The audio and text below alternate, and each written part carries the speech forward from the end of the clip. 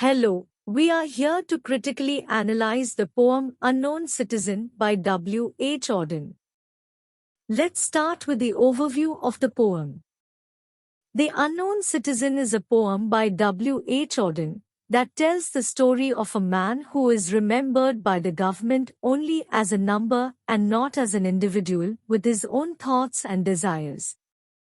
The poem, written from the perspective of the government, presents the man as a model citizen who did everything expected of him and raises questions about the role of the individual in society and the value of conformity.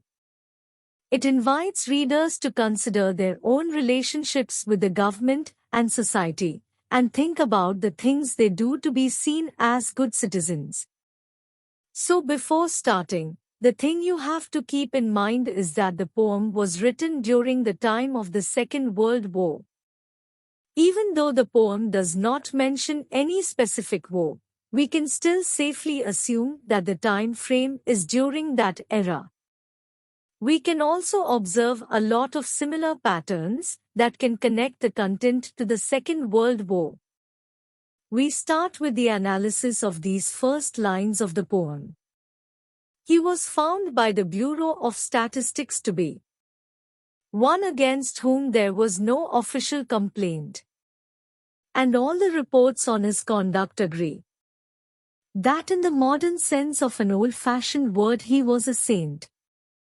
For in everything he did he served the greater community.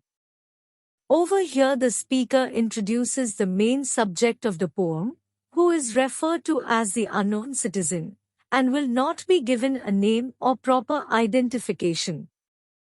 The reader only learns about the citizen through facts provided by fictional organizations such as the Bureau of Statistics and the greater community.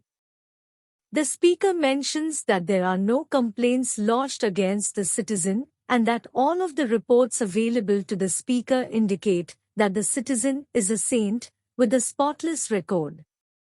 The poem is structured like a report, and it is interesting to consider why these specific facts about the citizen's life were chosen. These details do not provide much insight into the true nature of the unknown citizen, hence the irony of the title and the goal of the poem. Analysis of lines 6 to 15. Except for the war till the day he retired. He worked in a factory and never got fired, but satisfied his employers, Fudge Motors Incorporation. Yet he wasn't a scab or odd in his views. For his union reports that he paid his dues. Our report on his union shows it was sound.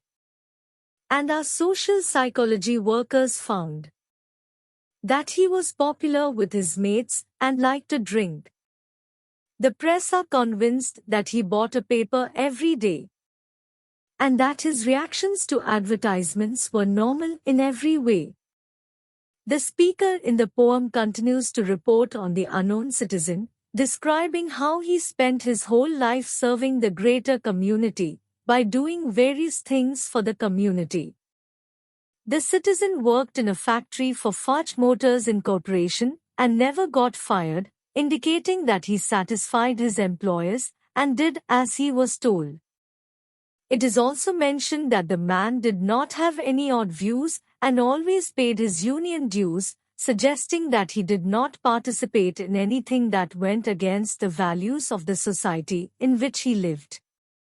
The man was also popular with his friends, who are described as being social and completely normal.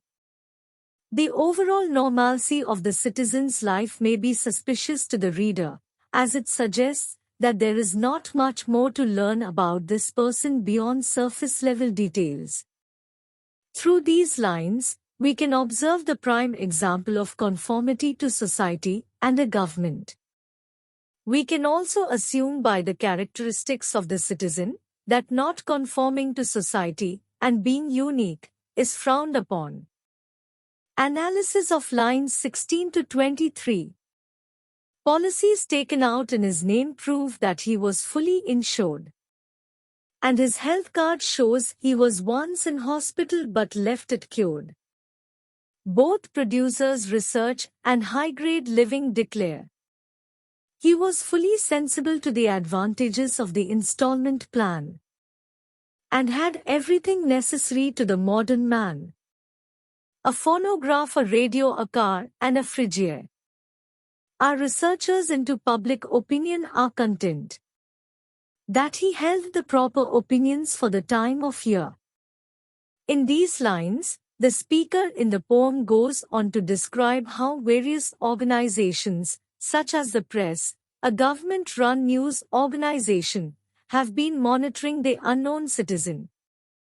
The press reported that the citizen bought a newspaper every day and had normal reactions to advertisements. This suggests that the man was as susceptible to advertising as he was expected to be and was interested in the news of the day. It is also mentioned that the man visited the hospital but left cured, suggesting that he was healthy and interested in acquiring modern appliances, such as a phonograph, a radio, a car, and a fridge. These surface-level details make it difficult to know who the person truly was, as his life may have been consumed with the propaganda produced by these government agencies. The poet is mocking consumerism, another prominent idea that if you have money and goods, life is good. The propaganda machine of the government is declaring that the citizen was a good consumer of all modern things. It shows how shallow and superficially the government thinks of its citizens. Analysis of lines 24 to 29. When there was peace, he was for peace. When there was war, he went. He was married and added 5 children to the population, which our eugenist says was the right number for a parent of his generation. And our teachers report that he never interfered with their education. Was he free? Was he happy? The question is absurd. Had anything been wrong, we should certainly have heard. In the final section of the piece, the speaker reports that the unknown citizen, who is being discussed in the poem, had all the opinions that the government wanted him to have. This suggests that the propaganda being used by the government was effective in shaping the man's beliefs. The man also had a wife and 5 children, which is considered the right number for a man of his generation. The speaker then argues that it is absurd to question whether the man was free or happy, because if he was not happy, the speaker suggests that they would have heard about it. This final line brings attention to the absurdity of the premise of the poem, as it suggests that the government is only concerned with whether its citizens are happy as long as they are not causing any problems. Another term, eugenist, is mentioned here, which refers to the highly prevalent medical school of thought, which proclaimed that the biological order of the human race could be purified and fixed with the help of forced abortions, involuntary sterilizations, psychological manipulations, and so on.